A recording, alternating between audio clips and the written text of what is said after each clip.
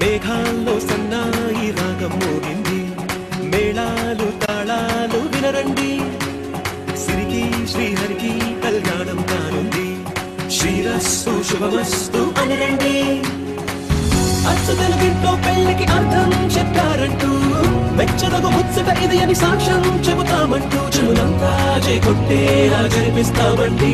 అందాల కుందనపు బొమ్మవని జత చేరుకు